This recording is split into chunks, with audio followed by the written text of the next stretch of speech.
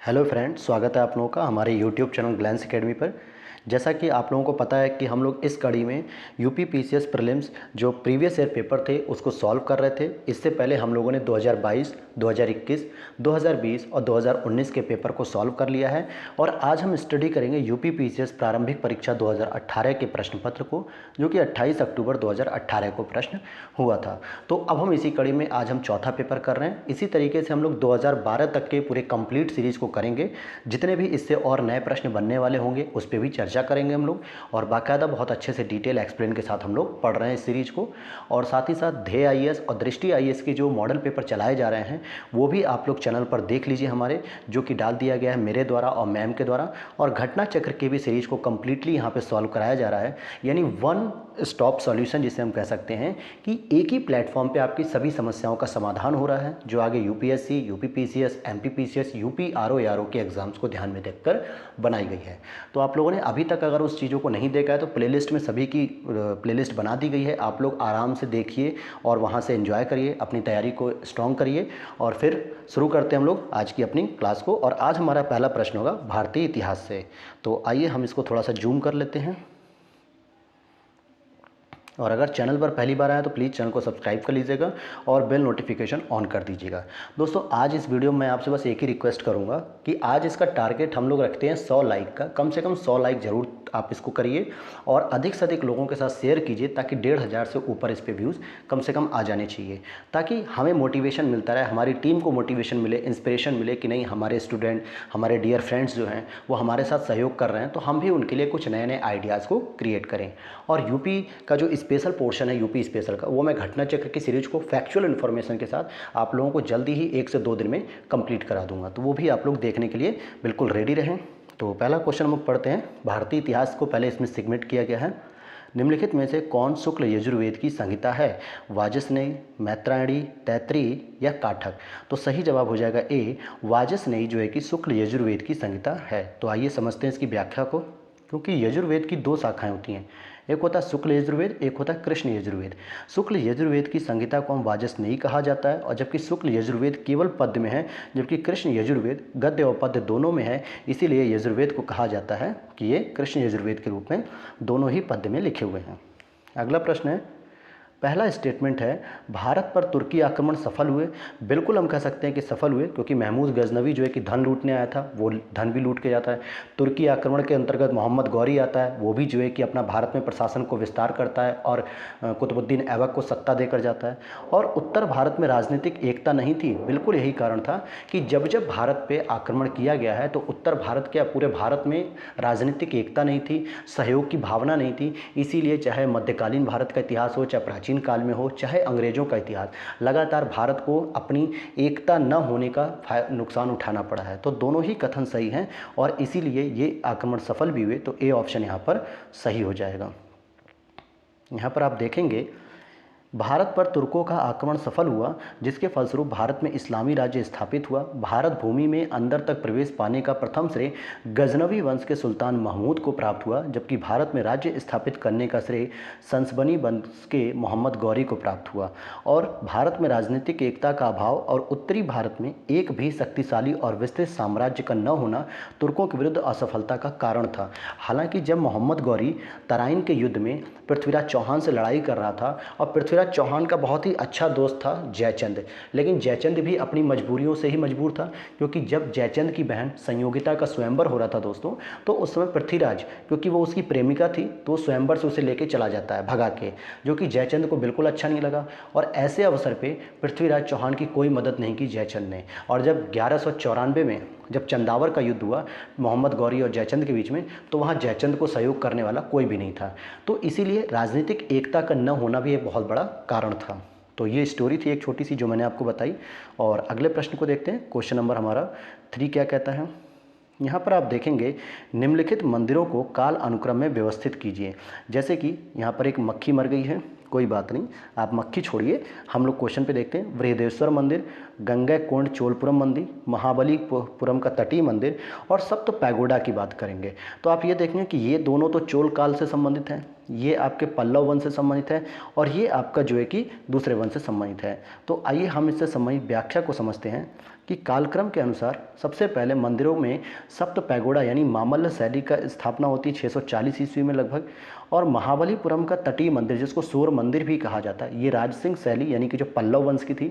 और बृहदेश्वर मंदिर राजराज प्रथम जो कि चोल थी और इसके बेटे राजेंद्र प्रथम के समय गंगईकोंड चोलपुरम की स्थापना होती है। तो ये इसका काल अनुक्रम है।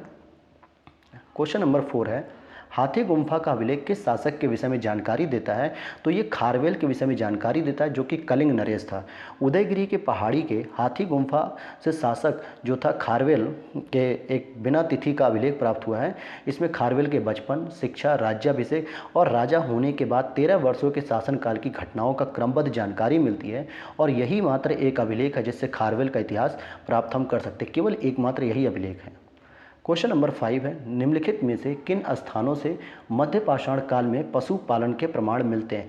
तो मध्य पाषाण काल में पशुपालन शुरू हो गया था, तो ये राजस्थान के बागोर जिले से इसके प्रमाण हमें देखने को मिलते हैं। कहाँ से मिलते हैं? वैसे तो प्रारंभिक साक्ष्य में मध्य प्रदेश के होशंगाबाद के निकट आदमगढ़पुरा स्थल और राजस्थान के भीलवाड़ा जिले में स्थित बागोर से मिलते हैं। तो ये मध्यकाल में पशुपालन के साक्ष्य हैं। अगला प्रश्न है यहाँ पे क्वेश्चन नंबर 6, दक्षिण भारत के समुद्रगुप्त के समकालीन नरेश और उनके राज्य। कहने का मतलब जब दक्षिण भारत अभियान किया था, समुद्रगुप्त के द्वारा किया गया था, तो उस समय उसे किन किन राजाओं से निपटना पड़ा था, यानी कि किन किन राजाओं से संघर्ष करना पड़ा था, तो उसके बारे में बात यहाँ पे हो रही है। जैसे धनंजय, नीलराज, उग्रसेन और विष्णुगोपा। तो आइए देखते हैं हम इसके जो है कि व्याख्या के साथ। तो यहाँ पर आप देखेंगे कि धनंजय उस समय कुस्तलपुर के शासक थे, नीलराज अवमुक्त के थे और उग्रसेन पालक्का के थे और विष्णुगोपा कांची के थे। और क्वेश्चन नंबर हम 7 देख लेते हैं, निम्नलिखित में से सिंधु सभ्यता से संबंधित केंद्र उत्तर प्रदेश में स्थित थे। तो सिंधु सभ्यता के एक तो हुलास और एक आलमगीरपुर, ये दोनों ही हमारे यूपी में हैं। आलमगीरपुर आपको पता होना चाहिए कि ये मेरठ में हिंडन नदी के तट पर है। और वहीं हुलास और बड़ा गांव, ध्यान देना, हुलास और बड़ा गांव ये दोनों ही सहारनपुर में स्थित है, जो कि हिमाचल प्रदेश की सीमा के साथ साझा करता है। उत्तर प्रदेश का सबसे उत्तरी जिला है ये सहारनपुर। तो सहारनपुर में हुलास और बड़ा गांव देखने को मिलता है और आलमगीरपुर मेरठ में देखने को मिलता है। तो ये दोनों ही सिंधु घाटी सभ्यता के प्रमाण हैं। यहाँ देखेंगे आपकी कालीबंगा राजस्थान में, लोथल गुजरात में, जबकि आलमगीरपुर उत्तर प्रदेश के मेरठ जिले में और हुलास सहारनपुर जिले में अवस्थित है। क्वेश्चन नंबर 8 है, निम्नलिखित में से कौन सी संस्था विदेशी व्यापार से संबंधित थी? तो मणिग्राम और नाना देशी ये दोनों ही जो है कि विदेशी व्यापार से संबंधित थी। तो अगले प्रश्न को देखते हैं हम लोग। अब जैसे यहाँ पे इसकी व्याख्या समझते हैं कि श्रेणी एक ही प्रकार के व्यवसाय करने वाले लोगों की समिति होती थी और नगरम व्यापारियों के स्थानीय संगठनों को कहा जाता था। इस प्रकार के संगठन कांची तथा मामल्लपुर में विद्यमान थे। लेखों से हमें विभिन्न व्यापारिक संघों के विषय में जानकारी प्राप्त होती है। ये व्यापारिक संघ हैं जैसे मणिग्राम, नाना देशी, वलैंग, वलिंजर, इंदगय, ये सभी के सभी जो है कि किससे संबंधित थे? तो ये व्यापारिक संघ थे जो विदेशों में व्यापार करते थे। हालांकि इस लोक सेवा प्रश्न जो आयोग था, इस प्रश्न का उत्तर विकल्प जो है कि सी और डी दोनों ही माना है। तो अगले प्रश्न पे देखते हैं क्वेश्चन नंबर 9, पुष्यमित्र शुंग द्वारा 2 अश्वमेध यज्ञ कराए गए थे जिनकी जानकारी हमें अयोध्या अभिलेख से मिलती है। किससे मिलेगी? अयोध्या अभिलेख। हाथी गुम्फा अभिलेख किसका है? तो कलिंग नरेश खारवेल का है। सारनाथ लेख अशोक से संबंधित है। और बेसनगर का जो गरुड़ स्तंभ लेख मिला है विदिशा के बेसनगर, वो हेलियोडोरस का है। किसका है? हेलियोडोरस का। तो यहाँ तो सही जवाब हो गया सी, क्योंकि पुष्यमित्र शुंग अंतिम मौर्य शासक बृहद्रथ का सेनापति था और उसने 184 ईसा पूर्व में बृहद्रथ की हत्या करके शुंग वंश की स्थापना की। और अयोध्या लेख से ज्ञात होता है कि इसने 2 अश्वमेध यज्ञ भी किए थे। अब अगला प्रश्न जो है हमारा क्वेश्चन नंबर 10 मध्यकालीन भारत के इतिहास से संबंधित हो रहा है। ये अच्छी बात है कि आपको इसमें क्लियर हो जाएगा कि कौन से शासनकाल के हम प्रश्न पढ़ रहे हैं, रिवीजन हो जाएगा अच्छे से। तो चलिए क्वेश्चन नंबर 10 को देखते हैं। तो हमारा अगला प्रश्न है क्वेश्चन नंबर 10, निम्नलिखित युग्म में से कौन सा सही सुमेलित नहीं है? अदीना मस्जिद मांडू, लाल दरवाज़ा मस्जिद जौनपुर, दाखिल दरवाज़ा गौड़ और 3 दरवाज़ा अहमदाबाद। तो ए ऑप्शन यहाँ पे गलत हो जाएगा, क्योंकि अदीना मस्जिद जो है कि वो मांडू में स्थित नहीं है, बल्कि कहाँ पे है? तो यहाँ पे देखिए, पश्चिम बंगाल के पंडुआ स्थित अदीना मस्जिद, जामा मस्जिद, एक प्रसिद्ध भग्न अवशेष है जो 1360 ईस्वी के आसपास बंगाल के शासक सिकंदर शाह 1358 से 90 के शासनकाल में निर्मित किया गया था। और इस मस्जिद में 400 गुंबद हैं, एक वर्गाकार कक्ष में सिकंदर शाह की कब्र भी है और इस मस्जिद में हिंदू वास्तुकला का प्रभाव स्पष्टतः दिखाई देता है क्योंकि इसके कई भाग पुराने हिंदू मंदिर और महलों के अवशेष भी हैं। क्वेश्चन नंबर 11 की बात करेंगे हम लोग। निम्नलिखित में से कौन सा सही सुमेलित नहीं है? क्या पूछा जा रहा है? सही सुमेलित नहीं है तो ध्रुवदास भगत नामावली, नाभादास भक्तमाल, रसखान रसिक प्रिया और उस्मान चित्रावली। तो ध्यान दीजिएगा कि रसखान ने जो है कि रसिक प्रिया की रचना नहीं की थी। किसकी की थी? रसिक प्रिया की जो रचना थी वो केशव दास की प्रसिद्ध रचना है। केशव दास की अन्य रचनाएं रामचंद्रिका और कवि प्रिया हैं। ठीक है, तो ये प्रिया वाली जो होती है ना वो यही करते हैं। अगला प्रश्न है 12। मध्यकाल में संगीत पर संस्कृत में लिखी गई अनेक पुस्तकों का फारसी में अनुवाद कराया गया। बिल्कुल सही बात है, कई सारी पुस्तकों का फारसी अनुवाद हुआ। आरंभिक चिश्ती सूफी संत संगीत सभाओं, जिन्हें सभा कहा जाता था, समा के शौकीन थे। यह बात बिल्कुल सही है क्योंकि सूफी जो संत थे वो संगीत के माध्यम से ही ईश्वर की प्राप्ति में विश्वास रखते थे, इसलिए दोनों ही बातें सही हैं। तो 12 का हो जाएगा बी कि दोनों बातें सही तो हैं लेकिन एक दूसरे की व्याख्या यहाँ पर नहीं कर रहे हैं। तो हम लोग देख लेते हैं। मध्यकाल में संगीत पर संस्कृत में लिखी गई अनेक पुस्तकों का फारसी में अनुवाद किया गया है। इस संस्कृत की पुस्तकों का फारसी में अनुवाद शासकों की रुचि के कारण संभव था। महमूद गजनवी अनेक पुस्तकों को अपने साथ गजनी ले गया था। फिरोज तुगलक और सिकंदर लोदी ने भी विशेष रूप से संस्कृत में लिखी विभिन्न क्षेत्रों की पुस्तकों का फारसी में अनुवाद कराया। बाद में मुगल बादशाहों ने भी संस्कृत में लिखी विभिन्न पुस्तकों का फारसी में अनुवाद कराया। और इसी के आगे समा की बात अगर हम करेंगे तो समा क्या था? संगीत की गोष्ठी थी। चिश्ती संत संगीत के समर्थक थे और संगीत को ईश्वर तक पहुंचने का एक माध्यम भी बताते थे। क्वेश्चन नंबर 13 है। मध्यकालीन भारत के ऐतिहासिक स्रोतों में चकला शब्द का प्रयोग हुआ है। परगना के समानार्थी, सरकार के समानार्थी, सूबे और परगना के बीच एक क्षेत्रीय इकाई थी लेकिन सरकार के समानार्थी नहीं थी। यही आंसर यहाँ पे सही हो जाएगी। और अगला प्रश्न देखते हैं, क्वेश्चन नंबर 14। सुरक्षा के लिए मराठों के राजस्व के दावों को किस नाम से जाना जाता था? यानी जो मराठे थे वो अपने आसपास के जो क्षेत्रीय राज्य थे उनकी सुरक्षा के लिए जो टैक्स लेते थे उसको हम लोग चौथ कहते थे। और जो सरदेश मुखी हुआ करता था वो मराठे सरदार अपने ही साम्राज्य में रहने वाले छोटे छोटे सरदारों से लेते थे, जिसको सरदेश मुखी कहा जाता था।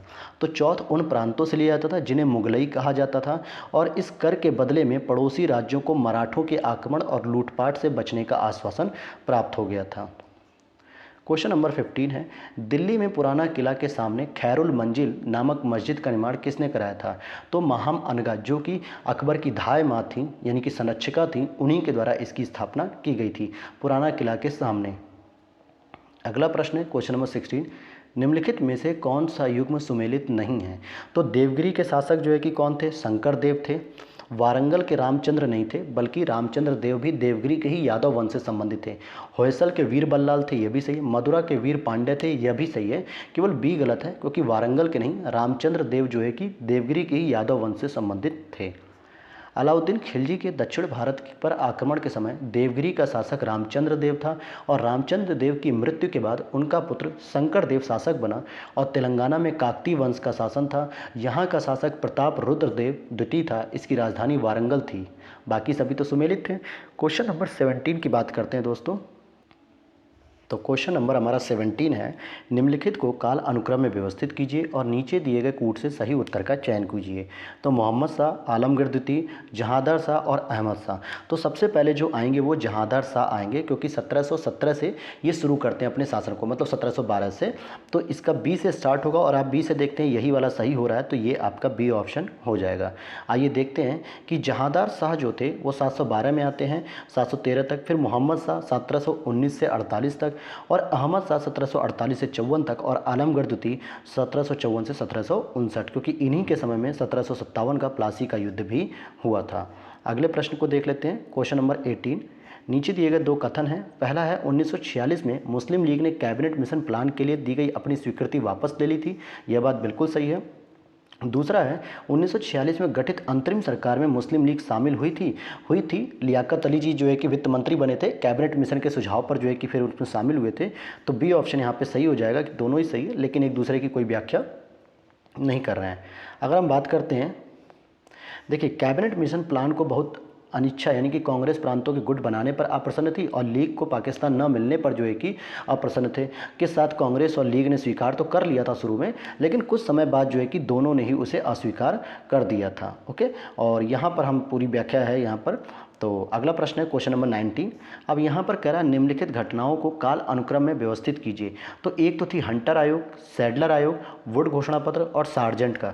जैसे कि वुड घोषणा पत्र कब आया था, तो ये आया था 1854 में, और जिसके तहत 1857 में आपके 3 जो है कि यूनिवर्सिटीज़ को डेवलप किया गया था लंदन की तर्ज पे, मद्रास, बम्बई और कोलकाता। इन तीनों ही जगह जो है कि प्रेसिडेंसी में बनाई गई थी विश्वविद्यालय। तो इनके काल अनुक्रम को हम देख लेते हैं। तो यहाँ पे ही सीधे आते हैं ऑप्शन में कि जो वुड का घोषणा पत्र था बोर्ड ऑफ कंट्रोल के प्रधान चार्ल्स वुड द्वारा 1854 में लाया गया था, और हंटर आयोग की स्थापना ब्रिटिश शासनकाल लॉर्ड रिपन के समय में 1882 में लाया गया।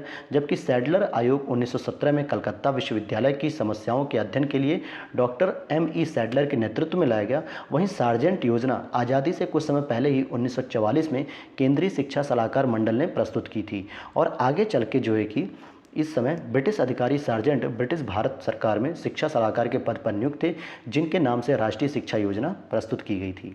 और क्वेश्चन नंबर 20 हम देखेंगे, निम्नलिखित नेताओं में से किसने क्रांतिकारी संगठन अभिनव भारत की स्थापना की थी। तो वी.डी. सावरकर जी सही हो जाएगा उत्तर। 1904 में इन्होंने स्थापना की थी। जबकि अगर बात करें भगत सिंह की, तो इन्होंने पंजाब नौजवान जो सभा थी, पंजाब की नौजवान भारत सभा, इसकी स्थापना की थी। तो यहाँ पे आप देखेंगे कि वी.डी. दामोदर सावरकर और उनके भाई गणेश दामोदर सावरकर ने मित्र मेला जो कि 1897 में स्थापित की थी, यही आगे चल के 1904 में वी.डी. सावरकर ने नाम परिवर्तित कर दिया और अभिनव भारत समाज इसका नाम रख दिया। अगला प्रश्न है, निम्नलिखित युग्मों में से कौन सा सही सुमेलित नहीं है। तो संथाल तो 1855-56 में हुआ, कोल की बात करेंगे तो 1830-31 के दौरान हुआ, खासी विद्रोह 1829 के दौरान हुआ, और अहोम विद्रोह 1815 नहीं हुआ था। अहोम विद्रोह जो है कि 1828 में हुआ था गोमधर कुंवर के नेतृत्व में, और ये असम में हुआ था। तो समझते हैं इसको यहाँ समझ लेते हैं पूरी व्याख्या देखकर। क्या कह रहा है व्याख्या में कि गोमधर कुंवर के नेतृत्व में 1828 में अहोम क्षेत्र के लोगों द्वारा अहोम विद्रोह प्रारंभ किया गया था, जिसे ईस्ट इंडिया कंपनी ने दबा दिया था। और ये अहोम विद्रोह कहाँ हुआ था, असम में हुआ था। तीरथ सिंह के नेतृत्व में जयंतिया गारो पहाड़ियों के गारो, खासी और सिंघपो लोगों ने खासी विद्रोह 1829-33 में किया था। छोटा नागपुर क्षेत्र में कोल विद्रोह का नेतृत्व 1831-32 में हुआ था बुद्धो या बुद्धो भगत के रूप के नेतृत्व में। और 1855-56 में संथाल विद्रोह एक आदिवासी विद्रोह है जो कि सिद्धू, कानू, चांद, भैरव नामक 4 भाइयों ने शुरू किया था। क्वेश्चन नंबर 22 है, निम्नलिखित गवर्नर जनरलों में से किसने कांग्रेस को अत्यधिक अल्पसंख्यक लोगों का प्रतिनिधित्व करने वाली कहकर उपहास किया था। तो लॉर्ड डफरिन साहब ने कहा था। जब 1885 में इसका गठन हुआ तो भारत के वायसराय लॉर्ड डफरिन साहब थे, और उनको ये जानकारी ही नहीं थी कि कांग्रेस नाम की कोई संस्था भी बनी है। लेकिन जब उनको ये जानकारी हुई तो उन्होंने इसके लिए यही कहकर मजाक उड़ाया कि ये तो एक अल्पसंख्यक जो है कि समूह है। क्वेश्चन नंबर 23 है, निम्नलिखित युग्म में से कौन सही सुमेलित नहीं है। संभलपुर की बात करेंगे तो यहाँ से सुरेंद्र शाही थे, गंजाम की बात करेंगे तो राधा कृष्ण दंडसेना थे, कश्मीर से बात करेंगे तो गुलाम सिंह थे, लेकिन लखनऊ से बात करेंगे तो लियाकत अली नहीं बल्कि बेगम हजरत महल जो है कि यहाँ से नेतृत्व कर रही थी 1857 की क्रांति का। और लियाकत अली आपके कहाँ से कर रहे थे, तो ये इलाहाबाद से थे। ध्यान देने वाली बात है कि लियाकत अली का संबंध इलाहाबाद से था, और मौलवी अहमदुल्ला जी थे वो फैजाबाद से थे। तो अब इसी में हम क्वेश्चन नंबर 24 पढ़ेंगे जो कि इंडियन ज्योग्राफी से संबंधित शुरू हो रहे हैं। निम्नलिखित में से कौन सा भारत का सबसे ऊंचा जलप्रपात है। अब यहाँ स्टार क्यों बना है, क्योंकि यहाँ पे जोग जलप्रपात और कुंचिकल जलप्रपात को लेकर विवाद होता है। तो आइए हम लोग इसको डिटेल से पढ़ लेते हैं कि विश्व जलप्रपात डेटाबेस की वर्तमान स्थिति के अनुसार भारत का सबसे ऊंचा जलप्रपात नोहाकली कई मेघालय प्रपात है, और अनेक आधिकारिक भारतीय स्रोतों में अभी भी भारत का सर्वाधिक ऊंचा जलप्रपात कुंचिकल प्रदर्शित किया जाता है। तो हालांकि लोक सेवा आयोग के द्वारा बी आंसर माना गया है, यानी कि कुंचिकल जलप्रपात। तो जब भी आपसे पूछे कि सबसे ऊंचा जलप्रपात भारत का, तो आपको कुंचिकल ही लगाना है दोस्तों, क्योंकि आयोग हमेशा अपने ही आंसर को सही मानेगा। क्वेश्चन नंबर 25 है, निम्नलिखित में से कौन सा कथन सही नहीं है। काली मिट्टी को स्थानीय भाषा में रेगुर मृदा कहते हैं, बिल्कुल सही बात है, महाराष्ट्र और गुजरात के क्षेत्र में इसको कहते हैं। क्रेब्स के अनुसार रेगुर मिट्टी अनिवार्य रूप से एक परिपक्व मिट्टी होती है, बिल्कुल सही बात है। काली मिट्टी में आर्द्रता यानी कि नमी धारण करने की उच्च क्षमता होती है, यह भी सही है। काली मिट्टी हिमालय के क्षेत्र में पाई जाती है, ये गलत है, क्योंकि काली मिट्टी मुख्य रूप से प्रायद्वीपीय पठार दक्षिण भारत में गुजरात, तेलंगाना, कर्नाटक, महाराष्ट्र, ओडिशा और ये आंध्र प्रदेश, तमिलनाडु यहाँ पर पाई जाती है, लेकिन मुख्य रूप से गुजरात और महाराष्ट्र में पाई जाती है। तो हिमालय में तो ये पाई ही नहीं जाती है। तो यही सारी चीज़ें थी जो मैंने बताया। और क्वेश्चन नंबर 26 देखते हैं। नेक्स्ट क्वेश्चन है, यहाँ पे थोड़ा सा प्रिंट ठीक नहीं हुआ है। मैकमोहन रेखा सीमा बनाती है किसके बीच? भारत और चीन के बीच में। और red Cliff line Bharat Pakistan के बीच बनती है। तो यहाँ पर यही दिया हुआ है, मैकमोहन रेखा। अगला प्रश्न है, निम्नलिखित में से कौन मृदा से संबंधित है? तो ध्यान दीजिएगा कि जो इडेफिक होती है, इडेफिक मृदा की संरचना और इसके घटकों को इडेफिक कहा जाता है। ग्रीक शब्द इडेफोस से यह बना है। अब यहाँ पे थोड़ा सा प्रिंट एक ही पेज में परेशान करेगा दोस्तों, हालांकि आपको प्रश्न पूरा समझ में आ जाएगा, मैं बता रहा हूँ। भारत के निम्नलिखित राज्यों में से किसकी तट रेखा यानी कि कोस्टल रेंज, जो समुद्री तट रेखा, वो सबसे लंबी है? तो सबसे लंबी अगर हम बात करेंगे तो मुख्य भूमि पर तो गुजरात की है। अगर पूछ ले पूरे भारत की संपूर्ण रूप से, तो अंडमान निकोबार की जो है कि तट रेखा सबसे बड़ी होती है। लेकिन अगर भारत के अंदर स्थित राज्यों की बात करेगा तो गुजरात की सबसे लंबी तट रेखा होती है। तो आप यहाँ पर देख सकते हैं कि गुजरात की तट रेखा जो है कि सबसे लंबी होती है। उसके बाद आंध्र प्रदेश का नंबर आता है। और अगले प्रश्न को देखते हैं। विश्व प्रसिद्ध भगवान वेंकटेश्वर तिरुपति का मंदिर निम्नलिखित पहाड़ियों में स्थित है। तो ये मुख्य रूप से जो है कि कहाँ पर स्थित है? आंध्र प्रदेश के चित्तूर जिले में तिरुपति में स्थित है वेंकटेश्वर का। और यह मंदिर शेषाचलम पर्वत श्रेणियों में स्थित है। और यहाँ पर ऑप्शन दिया ही नहीं है, इसीलिए जो है कि और लोक प्रशासन आयोग ने भी मतलब यूपीपीसीएस ने इस प्रश्न को मूल्यांकन से ही बाहर निकाल दिया था। तो ये किस पर स्थित है? आंध्र प्रदेश के चित्तूर जिले में तिरुपति जो स्थान है वहाँ पर स्थित है और शेषाचलम पर्वत पर स्थित है। तो अगले प्रश्न को देखते हैं, क्वेश्चन नंबर 30। राजस्थान मरुस्थल अथवा थार मरुस्थल निम्नलिखित में से किसका विस्तार है? तो यह जो है कि प्लेस्टोसीन और अभिनव जमाव का ही विस्तार माना जाता है। और अगले प्रश्न को देखते हैं, क्वेश्चन नंबर 31। भारत की निम्नलिखित नदियों में से कौन पश्चिमी घाट से नहीं निकलती है? तो पश्चिमी घाट से कौन सी नहीं निकलती है?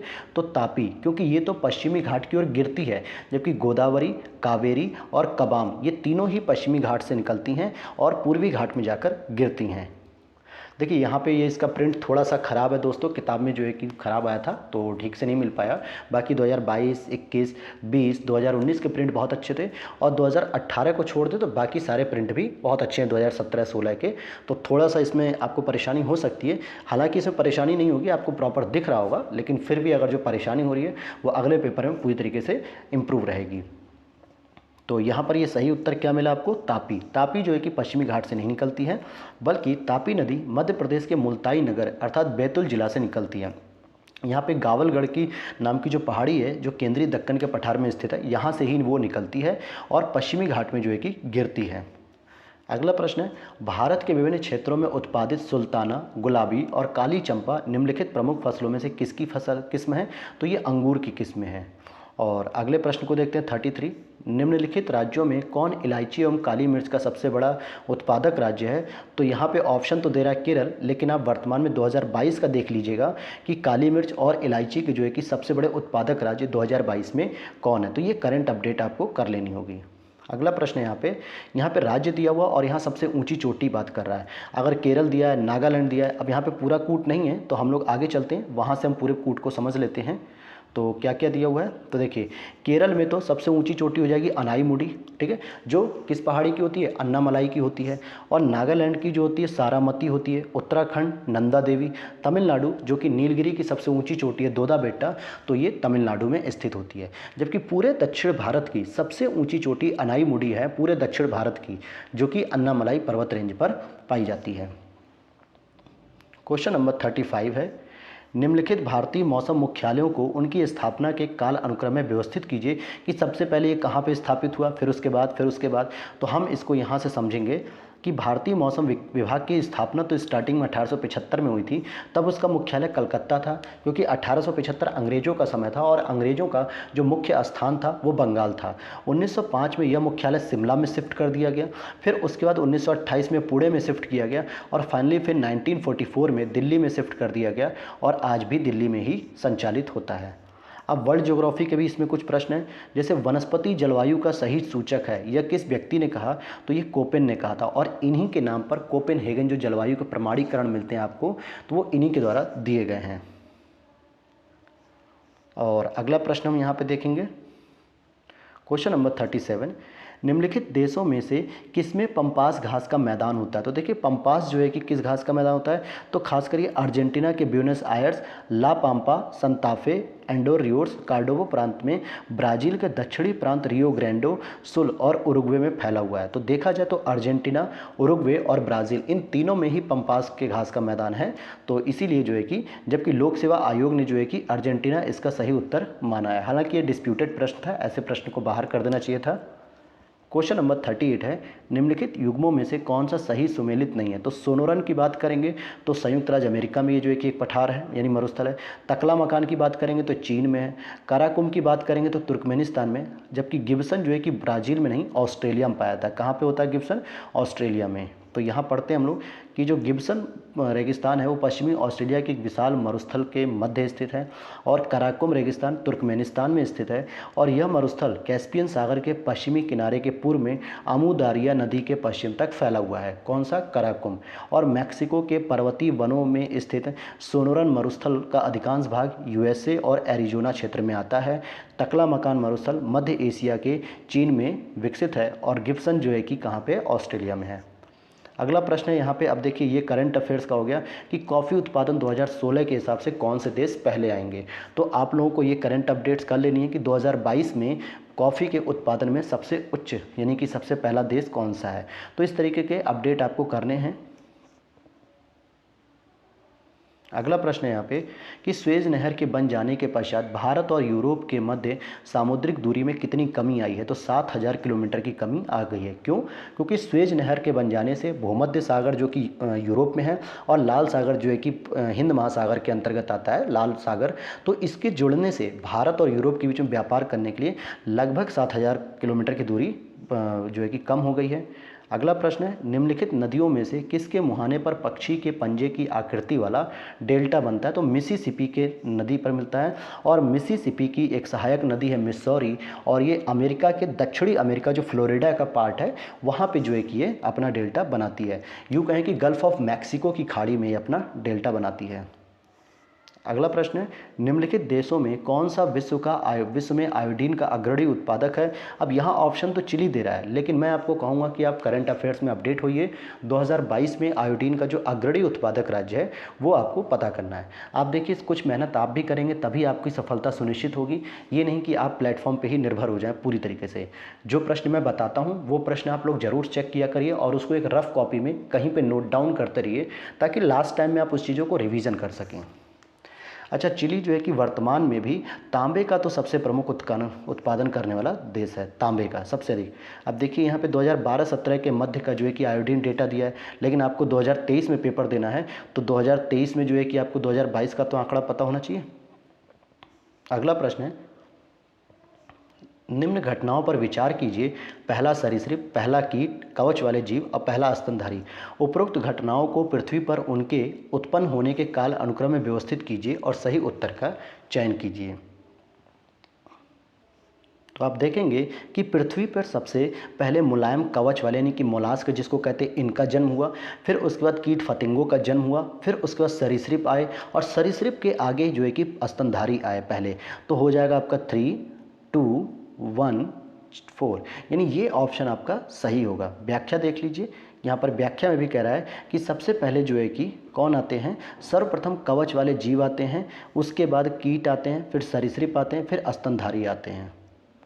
क्वेश्चन नंबर 44 है, निम्नलिखित रेशों में कौन कीटों से प्राप्त नहीं होता है। तो कीटों से मोती प्राप्त नहीं होता है क्योंकि मोती होता है दोस्तों वो कवच वाले मोलास्क से प्राप्त होता है। किससे प्राप्त होता है, कवच वाले जीव जंतुओं से। रेशम के कीट से रेशम प्राप्त होती है। रेशम की कीट शहतूत के पत्तों पर पनपता है और लाख जो होता है कैरिया लेक्का एवं लैसिफर लेक्का नामक कीट द्वारा प्राप्त होती है। और मधुमक्खियां सामाजिक कीट हैं, फूलों से मकरंद इकट्ठा कर शहद का निर्माण करती हैं। और मोती वस्तुतः मोलास्क संघ के जीव जो होते हैं पिंकटैडा या पर्ल ऑयस्टर द्वारा प्राप्त किया जाता है। क्वेश्चन नंबर 45 है, निम्नलिखित ग्रहों में कौन जीवन के अस्तित्व के लिए उपयुक्त हो सकता है? तो लगातार मंगल ग्रह पे जांच की जा रही है, जीवन की खोज की जा रही है, तो इसका ऑप्शन तो मंगल ग्रह होना चाहिए। तो ये सही आंसर हो जाएगा ए ऑप्शन मंगल ग्रह।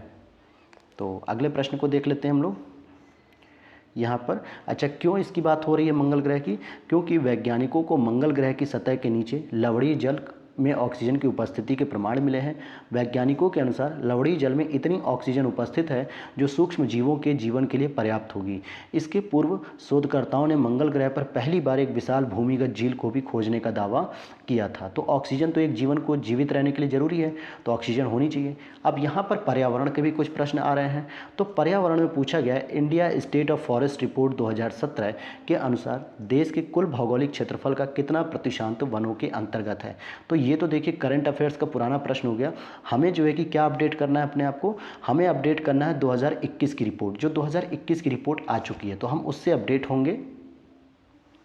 तो यहाँ पर ये नोट कर लीजिएगा कि जो 2021 की रिपोर्ट आई है अभी 21 की रिपोर्ट, उसमें क्या कहा गया 2021 की रिपोर्ट में कि पूरे भारत में वन और पेड़ों के जो वृक्षारोपण वाला एरिया होता है तो उसके हिसाब से जब पूरा देखा जाएगा भौगोलिक क्षेत्रफल का कितना हिस्सा जो है कि कवर किया जा रहा है, तो 24.62% ये आपको याद रख लेना है, जिसमें कि आपका 21.71 जंगल के द्वारा कवर किया गया है और 2.91 ये वृक्षारोपण के द्वारा कवर किया गया है। तो ये आपको देखना था। और अगला प्रश्न 47, भारत में बाघ परियोजना कब शुरू की गई है? तो ये 1973 में शुरू की गई है, जबकि यहाँ 1972 ये गलत स्टेटमेंट है, तो यहाँ पे 73 होनी चाहिए। अगला प्रश्न है क्वेश्चन नंबर 48, निम्नलिखित में से कौन मानव जनित जीवों का एक उदाहरण है जो मानव के द्वारा जो है कि विकसित किया गया? तो फसली भूमि, जो कि हम खेती करते हैं, ये हम लोग खुद जो है कि बनाते हैं, एक जीवों की स्थिति यानी कि बायोम बनाते हैं, जबकि जल तंत्र, वर्षावन, घास का मैदान, ये सब नेचुरली रूप से पनपते हैं और ख़त्म होते हैं। क्वेश्चन नंबर 49 है, कौन सा जानवर बिना पानी पिए सबसे लंबी अवधि तक रह सकता है? अब आपके दिमाग में आएगा ऊँट, क्योंकि हमने रेगिस्तान में देखा है ऊँट लंबे समय तक पानी पिए बिना रह सकता है। लेकिन आपको जानकर ये हैरानी होगी कि जो कंगारू चूहा है ना दोस्तों, वो सबसे अधिक लंबी अवधि तक रह सकता है बिना पानी पिए जो है कि। ओके, और अगला प्रश्न है, भारत का प्रथम national centre for marine biodiversity किस शहर में विकसित हो रहा है? तो जामनगर, गुजरात। जामनगर कहाँ पे? गुजरात में है।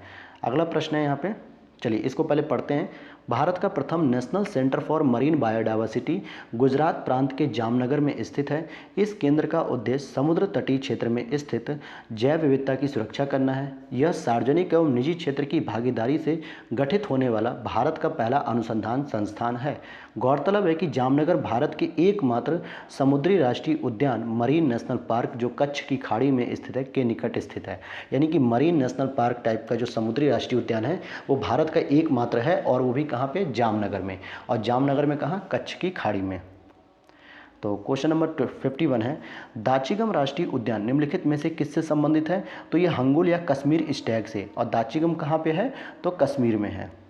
तो पढ़ते हैं यहाँ पे, यूं तो कस्तूरी मृग, गोल्डन ओरियोल और येलो थ्रोटेड मार्टन तीनों ही दाचिगम राष्ट्रीय उद्यान पाए जाते हैं, लेकिन दाचिगम राष्ट्रीय उद्यान मुख्य रूप से हंगुल के संरक्षण के लिए या कश्मीर स्टैग के संरक्षण के लिए प्रसिद्ध है।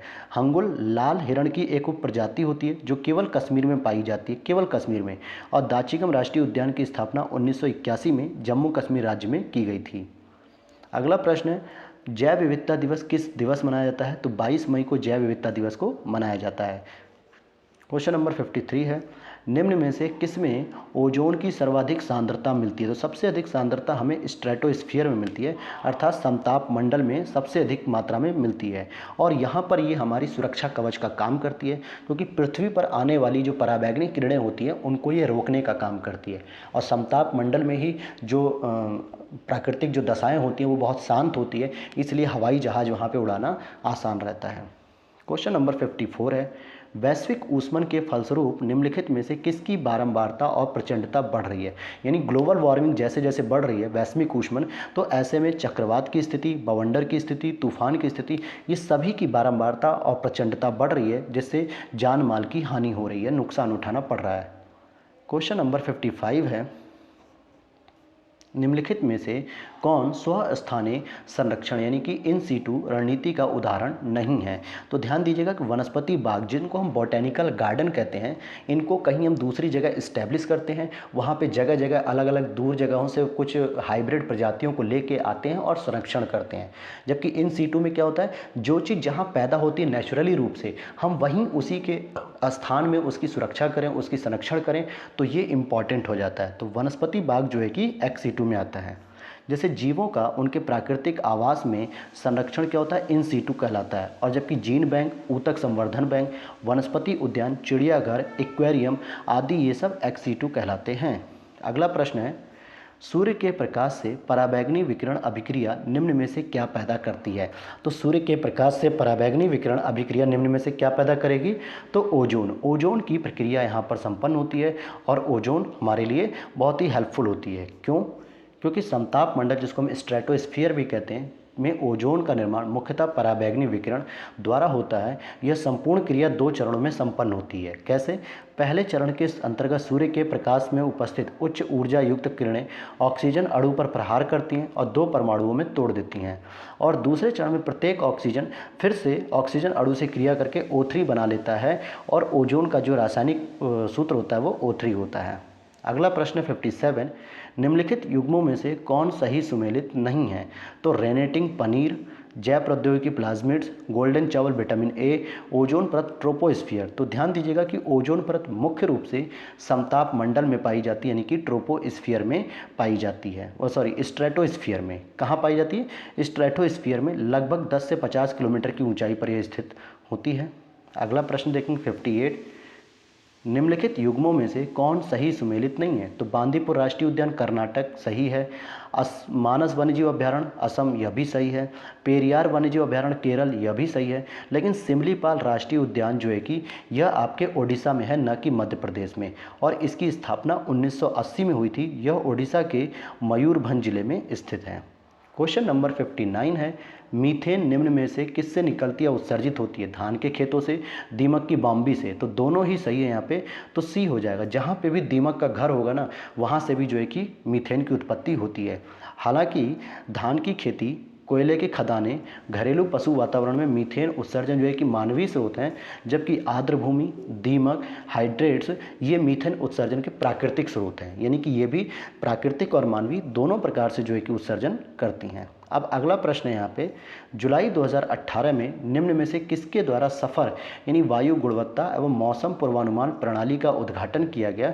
तो डॉक्टर हर्षवर्धन जी के द्वारा किया गया था, क्योंकि ये उस समय पर्यावरण एवं जलवायु परिवर्तन मंत्री थे। तो अगर मंत्रालय की बात करेंगे तो जलवायु परिवर्तन मंत्रालय के द्वारा जारी किया गया। अगले प्रश्न को देखते हैं। क्वेश्चन नंबर 61 है, वर्तमान में जनसंख्या के सुखों का परित्याग किए बिना भविष्य के लिए ऊर्जा और अन्य संसाधनों की बचत निम्न में से कौन सी अवधारणा की परिभाषा है। तो सही जवाब हो जाएगा संपोषणीय विकास, यानी सस्टेनेबल डेवलपमेंट के अंतर्गत इसकी चर्चा की जाती है। तो आगे देख लेते हैं हम लोग। जैसे संपोषणीय विकास की अवधारणा का प्रारंभ वर्ष 1962 में वैज्ञानिक रचल कार्सन की पुस्तक साइलेंट स्प्रिंग तथा 1968 में जीव विज्ञानी पॉल इरलिच के द्वारा जो एक पुस्तक थी द पॉपुलेशन बॉम्ब। लेकिन इस शब्द का वास्तविक रूप से विकास 1987 की बर्टलैंड आयोग की रिपोर्ट हमारा साझा भविष्य के साथ हुआ था, और यहीं पे संपोषणीय जो विकास है इसकी बात की गई थी। तो आपको यहाँ पे 2 प्रश्न मिले हैं कि सबसे पहले सस्टेनेबल डेवलपमेंट की अवधारणा जरूर रचल कार्सन ने अपनी पुस्तक साइलेंट स्प्रिंग में दिया, और पॉल इरलिच ने पॉपुलेशन बॉम्ब नाम की पुस्तक लिखी। लेकिन जो ऑथेंटिक डेटा माना जाएगा 1987 की बर्टलैंड रिपोर्ट को माना जाता है। तो अगले प्रश्न को हम लोग देख लेते हैं। क्या है अगला प्रश्न? 69 है वो 62, ग्रीन पीस इंटरनेशनल का मुख्यालय स्थित है, तो ये एम्स्टर्डम में स्थित है। कहाँ पे स्थित है? एम्स्टर्डम नीदरलैंड में स्थित है। अगला प्रश्न है, निम्नलिखित में से कौन द्वितीयक प्रदूषक है? तो द्वितीयक प्रदूषक क्या होते हैं दोस्तों?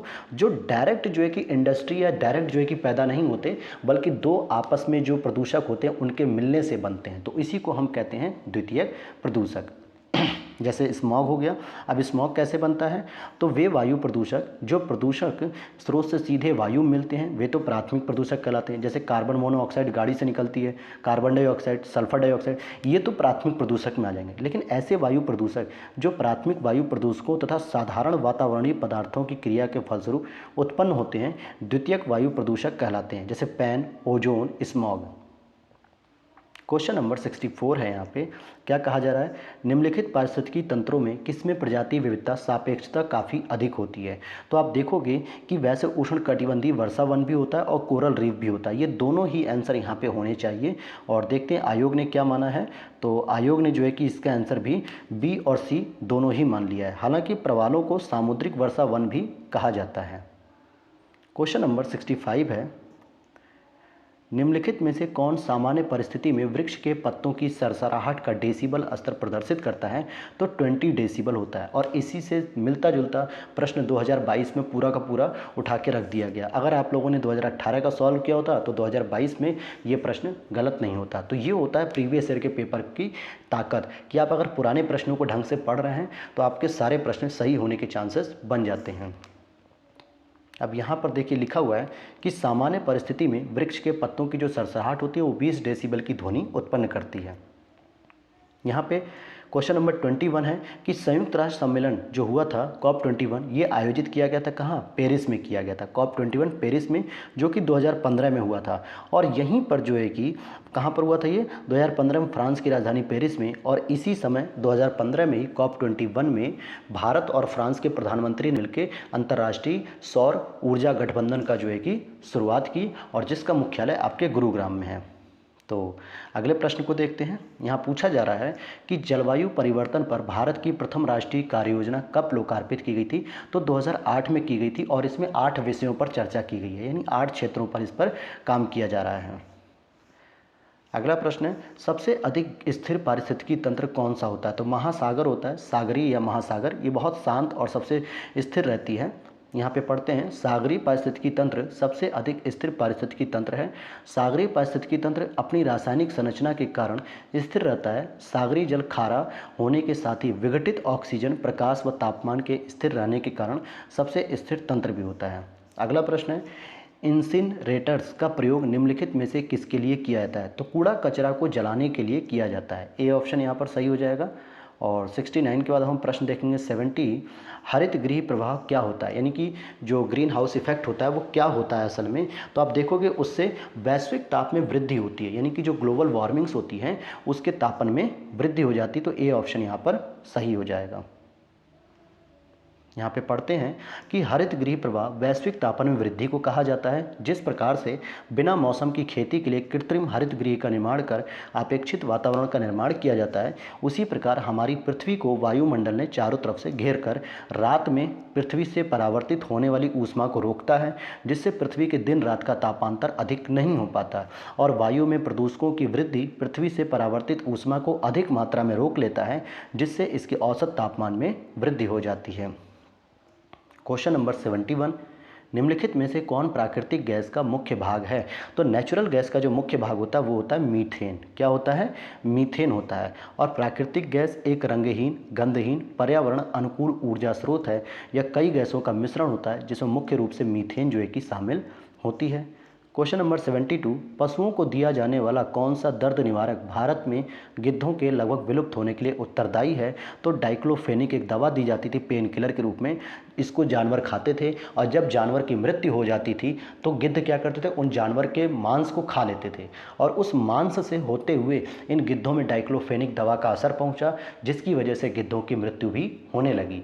इसीलिए गिद्ध को क्या कहते हैं? नेचुरल सफाई कर्मी भी कहते हैं, क्योंकि ये प्राकृतिक रूप से सफाई करते हैं मांस के और कूड़े करकट को खा के। तो अब तो उनकी समाज वो जो है कि मर चुके हैं, यानी यूँ कहें कि सबसे कम जो है कि हो चुके हैं, विलुप्त हो चुके हैं। इसीलिए डाइक्लोफेनिक जो है कि दवा बैन भी की गई। फिर आगे अगला प्रश्न है 73, निम्नलिखित में से कौन सा देश से 2015 में सर्वाधिक CO2 का उत्सर्जक था।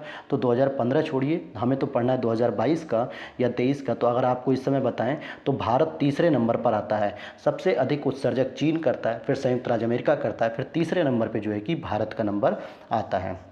क्वेश्चन नंबर 74 देखते हैं, प्राकृतिक आपदाएं सर्वाधिक क्षति विकासशील देशों में करती हैं। बिल्कुल सही बात है। भोपाल गैस त्रासदी जो 1984 में हुई थी, मानव निर्मित थी, यह भी सही है। भारत आपदा युक्त देश है, यह भी सही है। और मैंग्रोव चक्रवातों का प्रभाव कम करते हैं, यह भी सही है। अब यहाँ पर क्या हुआ दोस्तों, वैसे तो पूछा जा रहा है कौन सा सही है, तो होना तो चाहिए चारों, लेकिन आयोग ने क्या किया, ये जो तीसरा वाला था ना, इसको इंग्लिश में लिख दिया कि भारत डिजास्टर फ्री यानी आपदा से मुक्त है। और ऐसा हो ही नहीं सकता। भारत में केरल में बाढ़ भी आती है, तो आपके उत्तराखंड में बादल फटने की घटना होती है, तो आपदा से कहाँ मुक्त है, वो तो आपदा होती है। तो इसीलिए इसको जो है कि प्रश्न को बाहर कर दिया गया था। हालांकि चारों ऑप्शन यहाँ पर सही हैं और आयोग ने क्या किया, इस प्रश्न को फिर बाहर ही कर दिया था। यहाँ पर देख सकते हैं कि 1 2 3 4 सभी के सभी सही हैं, जबकि यहाँ पर इस प्रश्न को मूल्यांकन से बाहर कर दिया गया क्योंकि इंग्लिश में India is a disaster free लिख दिया गया था और ऐसा स्टेटमेंट गलत है। अगला क्वेश्चन है 75, धुआं में आंखों को प्रभावित करने वाला कौन सा शक्तिशाली उत्तेज्य होता है कि जब आपकी आंखों में धुआं लगता है किसी चीज़ का, चाहे कोयले का धुआं या किसी जो गोबर खाद होती है उसका धुआं, किसी भी तरीके का धुआं, तो आपकी आंखों में जलन होती है। तो उसमें क्या पाया जाता है, पैन पाया जाता है, यानी कि पैराक्सीटाइल नाइट्रेट पाया जाता है। तो देख लेते हैं, ये एक फोटोकेमिकल स्मॉग होता है जो एक द्वितीयक प्रदूषक होता है जो आंखों में जलन पैदा करता है। 76 प्रश्न है, निम्नलिखित ऊर्जा स्रोतों में कौन पर्यावरणीय प्रदूषण नहीं होता या पर्यावरणीय प्रदूषण नहीं पैदा करता। तो सौर ऊर्जा, क्योंकि सौर ऊर्जा एक नेचुरल है, नवीकरणीय ऊर्जा का स्रोत है और यह प्रदूषण पैदा नहीं करता है। अब अगला सेगमेंट इसमें शुरू हो रहा है विज्ञान का, जिसमें भौतिक विज्ञान के जो प्रश्न है उसको कवर करेंगे। निम्नलिखित में से किसका आविष्कार रॉटेंजन के द्वारा किया गया था। तो एक्सरे मशीन का इन्होंने आविष्कार किया था, रॉटेंजन ने एक्सरे मशीन का, और जिसके लिए 1901 में इन्हें नोबेल पुरस्कार भी दिया गया था। क्वेश्चन नंबर 78, निम्नलिखित विद्युत चुम्बकीय विकिरणों में से किसकी ऊर्जा अधिकतम होती है। तो अगर ऊर्जा की बात करें तो एक्स किरणों की सबसे अधिक ऊर्जा होती है। तो यहाँ समझते हैं, ऊर्जा के संदर्भ में विभिन्न विद्युत चुम्बकीय विकिरणों का क्रम निम्नवत है, जैसे रेडियो तरंग, फिर माइक्रोवेव, फिर अवरक्त विकिरण, फिर दृश्य पराकाश, फिर पराबैंगनी विकिरण और एक्स किरणें और गामा किरणें। तो इस आधार पर हम देखेंगे कि एक्स किरणों की जो है कि यहाँ पे ऊर्जा सबसे अधिक है। क्वेश्चन नंबर 79 है, निम्नलिखित में से किसका वेग अधिकतम होता है। तो प्रकाश का वेग यानी प्रकाश की चाल सबसे अधिक होती है। समझ लेते हैं, यहाँ पर दिए गए विकल्पों में प्रकाश का वेग अधिकतम होता है। प्रकाश एक सीधी रेखा में संचरित होता है। प्रकाश तिरंगे निर्वात से होकर गुजर सकती हैं, परंतु ध्वनि तरंगे ऐसा नहीं कर पाती, क्योंकि ध्वनि तरंगों के लिए माध्यम की आवश्यकता पड़ती है। भिन्न भिन्न माध्यमों में प्रकाश की चाल भिन्न भिन्न होती है और प्रकाश की चाल सबसे अधिक निर्वात में होती है।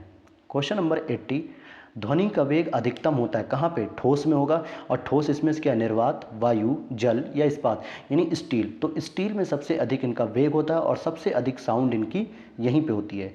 ध्वनि की चाल उस माध्यम की प्रकृति पर निर्भर करती है जिसमें होकर वह गमन करती है। ध्वनि की चाल भिन्न भिन्न माध्यमों में भिन्न भिन्न होती है। गैसों में ध्वनि अत्यंत धीमी गति से, द्रवों में तीव्र गति से और ठोसों में तीव्रतम गति से गमन करती है। ध्वनि निर्वात में गमन नहीं कर सकती, हालांकि वो वायु की अपेक्षा स्टील में लगभग 15 गुना तेजी से गमन करती है, अर्थात ठोस में। अब यहाँ पूछ रहा है 81, आइंस्टीन को निम्न में से उसके किस सिद्धांत के लिए नोबेल पुरस्कार दिया गया था। तो प्रकाश विद्युत के सिद्धांत के लिए, प्रकाश विद्युत के सिद्धांत के लिए दिया गया था। 1879 में जर्मनी में जन्मे अल्बर्ट आइंस्टीन को प्रकाश वैद्युत प्रभाव की व्याख्या और इसके नियम के आविष्कार का श्रेय प्राप्त है और इस कार्य के लिए 1921 में उन्हें नोबेल पुरस्कार दिया गया। अगला सेगमेंट रसायन विज्ञान से है। निम्नलिखित तत्वों में कौन अर्धचालक है। तो अर्धचालक सबसे अच्छा किसको माना जाता है, सिलिकॉन को माना जाता है, सिलिकॉन को। जबकि जो चांदी होती है वो सुचालक होती है, एल्यूमिनियम भी सुचालक है और सीसा क्या है, कुचालक होता है। कुछ ऐसे पदार्थ होते हैं जिनकी वैद्युत चालकता अचालकों की अपेक्षा तो बहुत अधिक होती है, परंतु चालक यानी सुचालक की अपेक्षा कम होती है, उन्हें अर्धचालक कहते हैं, जैसे सिलिकॉन और जर्मेनियम। ये दोनों ही ऑप्शन यहाँ पे सही हैं। क्वेश्चन नंबर नेक्स्ट है आपका 83, ग्राफीन होता है क्या? ग्राफीन कार्बन का नैनो प्रतिरूप होता है। ग्राफीन क्या होता है? एक अणु की मोटाई वाली जो सामान्य कार्बन की एक पतली परत होती है और ये नैनो प्रौद्योगिकी के क्षेत्र में एक महत्वपूर्ण रोल प्ले करती है। अगला जीव विज्ञान से संबंधित है। डीएनए की द्विकुंडली संरचना किसके द्वारा दी गई थी? तो वाटसन और क्रिक के द्वारा दी गई थी। तो यहाँ समझते हैं, जेम्स वाटसन, फ्रांसिस क्रिक और MHF विल्किंस और फ्रैंकलिन नामक वैज्ञानिकों ने एक्सरे विश्लेषण द्वारा डीएनए की द्विकुंडली संरचना प्रस्तुत की थी। एक सीढ़ी की भांति डीएनए का अणु सीधा नहीं होता बल्कि सर्पिलाकार सीढ़ी सदृश अर्थात द्विकुंडली होता है, डबल हेलिकल होता है ये, तो इसको डबल हेलिकल मॉडल भी कह दिया जाता है। अगला प्रश्न है, निम्नलिखित में से कौन विटामिन सी का सबसे अच्छा स्रोत है? तो जितने भी खट्टे फल होते हैं, चाहे वो अंगूर हो, चाहे आंवला हो, या फिर नींबू हो, या फिर टमाटर हो, तो ये सारे के सारे विटामिन सी के सबसे अच्छे स्रोत माने जाते हैं। तो डी ऑप्शन यहाँ पर सही हो जाएगा। विटामिन सी का जो रासायनिक नाम होता है वो होता है एस्कॉर्बिक अम्ल और इसका सबसे उत्तम स्रोत होता है आंवला। इसके अलावा यह अन्य खट्टे फलों जैसे नींबू, संतरा, मौसमी इत्यादि में भी प्रचुर मात्रा में पाया जाता है। इसका प्रमुख कार्य ऊतकों में कोशिकाओं को परस्पर बांधे रखने वाले अंतरकोशिकीय पदार्थों के मैट्रिक्स, कोलेजन और तंतुओं तथा दांतों के डेंटिन के निर्माण में अवश्य इंपॉर्टेंट यानी होते हैं ये। और अगला है पॉलिटी का सेगमेंट यहाँ से शुरू हो रहा है। तो अगला प्रश्न है हमारा 86 नंबर पे कि भारत के संविधान की प्रस्तावना में कितने प्रकार का न्याय, कितने प्रकार की स्वतंत्रता और समानता और भ्रातृत्व का उसी क्रम में उल्लेख किया गया। ये थोड़ा सा प्रश्न आसान था लेकिन घुमाया हुआ प्रश्न था। जैसे न्याय की बात करेंगे तो न्याय 3 प्रकार का है, सामाजिक, आर्थिक, राजनीतिक। जबकि स्वतंत्रता कितने प्रकार की? 5 प्रकार की, जिसमें विचार, अभिव्यक्ति, विश्वास, धर्म, उपासना। समानता की बात करेंगे तो समानता 2 प्रकार की होती है और भ्रातृत्व। तो इस तरीके से अगर हम देखेंगे तो न्याय तो 3 प्रकार का हो गया, स्वतंत्रता 5 प्रकार की, तो यहाँ पे 3, 5, 2, 1, तो ए ऑप्शन यहाँ पे करेक्ट हो जाएगा। क्वेश्चन नंबर 87 की बात करेंगे। अब ये 2017 का प्रश्न है, करंट अफेयर्स का हम लोग देखते हैं। नीति आयोग के प्रथम उपाध्यक्ष की बात करेंगे तो अरविंद पनगड़िया जी है, लेकिन वर्तमान में अगर मैं बात करूँ तो सुमन बेरी जी हैं और जो सुब्रमण्यम व्यक्ति हैं उनको CEO बना दिया गया। अभी अमिताभ कांत ने जब छोड़ दिया था इस पद को तो CEO किसको बनाया गया? सुब्रमण्यम को बनाया गया। और अगला प्रश्न है यहाँ पे, निम्नलिखित में से कौन भारत में भाषा के आधार पर बना पहला राज्य था? तो आंध्र प्रदेश। आंध्र प्रदेश जो है कि सबसे पहले 1953 में गठित हुआ था भाषाई आधार पर पहला राज्य। निम्नलिखित में से कौन सा एक संविधानेतर संस्था है? संविधानेतर संस्था का मतलब होता है दोस्तों जो कि कार्यपालिका के आदेशों द्वारा बनाया जाता है, न तो उसकी चर्चा संविधान में होती है न उसकी चर्चा संसद के अधिनियम में होती है। तो इसीलिए हम इसको संविधानेतर बनाते हैं कि संविधान बनने के बाद यह संस्था का गठन हुआ तो नीति आयोग का गठन हुआ और 1 जनवरी 2015 को इसकी स्थापना की गई थी और योजना आयोग को हटाने के बाद। और अगर हम बात करेंगे वित्त आयोग की तो वित्त आयोग एक संवैधानिक संस्था है जो आर्टिकल नंबर 280 में वर्णित है। निर्वाचन आयोग भी एक संवैधानिक संस्था है जो 324 में है। और संघ लोक सेवा आयोग की बात करेंगे तो यह 315 में वर्णित है, यह भी एक संवैधानिक संस्था है। अगले प्रश्न को देखें, क्वेश्चन नंबर 91 है, सरकारीय आयोग की संस्तुति निम्नलिखित में से किससे संबंधित है? तो केंद्र राज्य संबंध से संबंधित है, यानी केंद्र और राज्यों के बीच में जो है कि कैसा संबंध होना चाहिए उसके लिए 1983 में इसको गठित किया गया था और 1988 में इन्होंने अपनी रिपोर्ट दी थी। हालांकि इसमें एक प्रश्न और पूछा जाता है कि इसके जो 2 और सदस्य थे वो कौन कौन थे, तो वो याद रख लीजिएगा कि B शिवरामन जी और SR सेन जी। और एक ट्रिक बता दूँ तो सरकारीय आयोग में तीनों ही लोगों के जो नाम थे वो S से शुरू हो रहे थे, स से, यानी S for Sarkaria, S for Sivaraman और S फॉर सेन। तो ये 3 लोगों के नाम आपको याद रखने हैं। सर्वप्रथम संसदात्मक सरकार किस देश में आरंभ की गई थी? तो ये ग्रेट ब्रिटेन UK में आरंभ की गई थी। अगला प्रश्न है, निम्नलिखित में से किसके संबंध में राज्यसभा का अनन्य अधिकार है? एक ऐसा अधिकार होता है, अनन्य का मतलब जो केवल और केवल राज्यसभा के पास है, किसी और के पास नहीं है। तो सही ऑप्शन हो जाएगा C, एक नई अखिल भारतीय सेवा के सृजन हेतु संस्तुति करना। जैसा कि यहाँ लिखा है कि भारतीय संविधान के अनुच्छेद 312 के तहत एक नई अखिल भारतीय सेवा के सृजन हेतु संस्तुति करना राज्यसभा का अनन्य अधिकार है और इस अनुच्छेद के अनुसार राज्यसभा अखिल भारतीय सेवाओं जिसमें न्यायिक सेवा भी शामिल होती है इसके लिए उपस्थित और मत देने वाले 2/3 सदस्यों के संकल्प से पारित कर दे तो संसद ऐसी सेवा या सेवाओं की स्थापना कर सकेगी।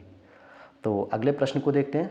94, भारत के संविधान से कि किस भाग से हम नागरिकता से संबंधित प्रावधान पाते हैं? तो भाग 2 में नागरिकता की बात है, जबकि भाग 9 में पंचायती राज की बात है, भाग 7 को जो है कि निरसित कर दिया गया है और भाग 1 में केंद्र और राज्यों के बारे में पूरी जानकारी दी हुई है। अगला प्रश्न है यहाँ पे 95, भारतीय संविधान में भारत की आधिकारिक भाषा में जुड़े प्रावधानों को संसद संशोधित कर सकती है अपने सदस्यों के साधारण बहुमत से, या 2/3 बहुमत से, या 3/4 बहुमत से, या 1/3 सदस्यों के समर्थन से। तो हम इसको पढ़ते हैं। यहाँ पे हिंदी और अंग्रेजी के जो प्रश्न थे इसमें अंतर पाने की वजह से अलग अलग प्रश्न हो गया, ठीक है। हालांकि इसका जो उत्तर होगा वो सिंपल सी बात है कि अगर आपको भाषा में परिवर्तन करना है तो एक साधारण संशोधन करना होता है साधारण विधेयक से, और इसके लिए कोई हाय तौबा नहीं करनी कि नहीं हमें विशेष बहुमत चाहिए या राज्यों का समर्थन चाहिए, तो ऐसा कुछ भी नहीं है। अब ये पूरी की पूरी जो है कि उसने व्याख्या ही दे दी 2 पेज की, तो इसको पढ़ने का तो यहाँ समय नहीं है। अगला प्रश्न है, बिना अनुमति के कितने दिन संसद में उपस्थित रहने पर किसी सांसद को अयोग्य घोषित कर दिया जाता है? तो अनुपस्थित अगर वो 60 दिन तक लगातार है तो वो अनुपस्थित घोषित माना जाएगा, या यूँ कहे कि संसद की सदस्यता उसकी रद्द हो जाती है, अयोग्य हो जाता है। लेकिन अगर इसमें इन 60 दिनों में अगर सदन खुद 4 दिन नहीं चला है लगातार तो उन 4 दिनों को काउंट नहीं किया जाता है। तो यहाँ पे पढ़ते हैं अनुच्छेद में कि अनुच्छेद 104 के अनुसार संसद के किसी सदस्य की सदस्यता तब समाप्त समझी जाती है जब वह 60 दिन तक बिना सदन की आज्ञा के अनुपस्थित है सभी अधिवेशनों में, परंतु इस 60 दिन की उक्ति की गणना तभी होगी जब किसी ऐसी अवधि के हिसाब में नहीं लिया जाएगा जिसके दौरान जो सदन है वो सत्रावसित हो या 4 दिन से अधिक दिनों के लिए स्थगित भी रहा हो। 97 प्रश्न है, समलैंगिकता संबंधी सर्वोच्च न्यायालय का जो निर्णय आया था वो LGBT से संबंधित, वो किससे संबंधित है? तो भारतीय दंड संहिता 377 अनुच्छेद से संबंधित नहीं है, ये भारतीय संविधान नहीं बल्कि भारतीय दंड संहिता से संबंधित है ये, तो इसका सही जवाब हो जाएगा 377। अब पढ़ते हैं यहाँ पे कि 6 सितंबर 2018 को सर्वोच्च न्यायालय की 5 सदस्यीय संवैधानिक पीठ ने IPC की धारा 377 को आंशिक रूप से असंवैधानिक घोषित कर दिया और अप्राकृतिक यौन अपराधों से जो संबंधित थी अब उसको अपराध की श्रेणी से बाहर कर दिया गया है। क्वेश्चन नंबर 98 है, राज्य के नीति निर्देशक तत्व सहज अध्ययन के लिए निम्न में से कौन से भागों में विभाजित किए जा सकते हैं? तो उसको हम कहेंगे उदार बौद्धिकवादी भी हो सकते हैं, समाजवादी भी हो सकते हैं और गांधीवादी भी, इसलिए डी ऑप्शन यहाँ पर सही हो जाएगा क्योंकि इनको तीनों ही भागों में जो है कि क्या किया है, विभाजित किया गया है। अगला प्रश्न है, निम्नलिखित में से किसे अशोक चंद्रा द्वारा भारत में आर्थिक मंत्रिपरिषद कहा गया? तो योजना आयोग के द्वारा कहा गया, यानी योजना आयोग को इन्होंने क्या कर दिया, इकोनॉमिक कैबिनेट कहा था। अगला प्रश्न है, भारतीय न्यायिक व्यवस्था में जब जनहित याचिका को शामिल किया गया तो उस समय भारत के मुख्य न्यायाधीश कौन थे?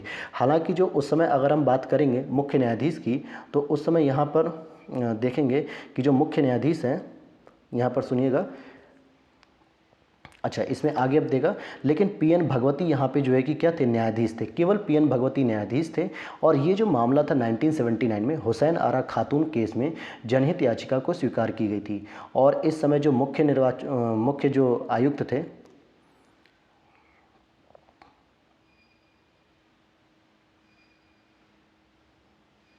तो देखिए यहाँ पे लिखा हुआ भी है कि PN भगवती जो है कि यह याचिका स्वीकार की गई थी, हालांकि वे सर्वोच्च न्यायालय के न्यायाधीश थे न कि मुख्य न्यायाधीश। सर्वोच्च न्यायालय में जो न्यायाधीश के रूप में इनकी नियुक्ति 73 में हुई थी और मुख्य न्यायाधीश के रूप में इनकी नियुक्ति 85 में हुई थी। और जब ये मामला आया था तब उस समय जो मुख्य निर्वाचन आयुक्त मतलब मुख्य न्यायाधीश थे वो YV चंद्रचूड़ थे, DY चंद्रचूड़ के पिताजी थे ये। अगला प्रश्न है, भारत की संविधान सभा की अंतिम बैठक की सही तिथि क्या है? तो 24 जनवरी 1950 को ये जो है कि इसकी अंतिम बैठक हुई थी।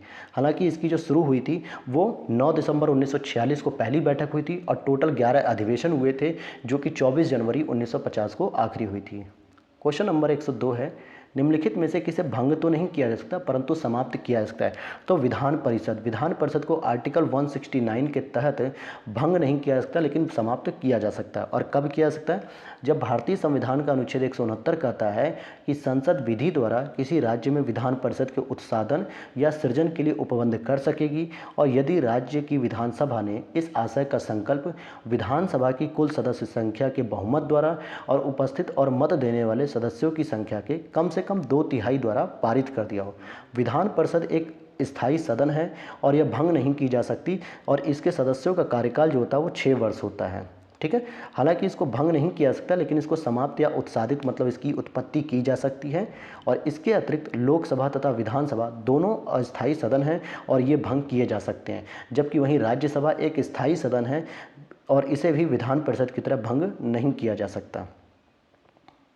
क्वेश्चन नंबर हमारा 103 है, भारत सरकार द्वारा महिला एवं बाल विकास के लिए स्वतंत्र मंत्रालय कब बनाया गया? तो महिला एवं बाल विकास विभाग की स्थापना तो 1985 में हुई और जनवरी 2006 तक ये भारत सरकार के मानव संसाधन विकास मंत्रालय के अंतर्गत था और 30 जनवरी 2006 से यह एक अलग विभाग बन जाता है, एक अलग मंत्रालय के रूप में आता है। तो यहाँ पर जो है कि जब प्रश्न का आंसर होना चाहिए था वो 2006 होना चाहिए था, लेकिन आयोग ने फिर इसको बाहर भी कर दिया, बाहर का रास्ता दिखाया।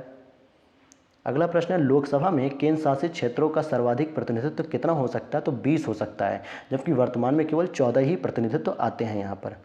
अब नेक्स्ट सेगमेंट है अर्थव्यवस्था। हम लोग अर्थव्यवस्था को चाहें तो 1-2 प्रश्न देखेंगे, बाकी सिरे से खारिज कर देंगे, क्योंकि ये पूरा का पूरा दोस्तों जो है कि क्या है, करंट अफेयर्स के बेस पे है, लेकिन हम लोग फिर भी समझेंगे। 4 जुलाई 2018 को धान का प्रति क्विंटल न्यूनतम एमएसपी कितना रखा गया? तो ये 18-19 का तो नहीं, मैं आपको 22-23 का एक आंकड़ा बताता हूँ कि जो नॉर्मल धान है, जो सामान्य धान है, उसका 2040 रुपये रखा गया है, जबकि अच्छी क्वालिटी का जो धान है उसका रखा गया 2060 रुपये। तो ये धान का एमएसपी तय किया गया है। अगला प्रश्न है, जनसंख्या की प्राकृतिक वृद्धि निम्न में से किसका परिणाम होती है? तो ये सामान्यतः अशोधित जन्म दर और अशोधित मृत्यु दर, इन दोनों का ही परिणाम माना जाता है। क्वेश्चन नंबर नेक्स्ट हो जाएगा हमारा 107, निम्नलिखित में से किसके द्वारा मानव विकास सूचकांक यानी HDI को सर्वप्रथम विकसित किया गया था?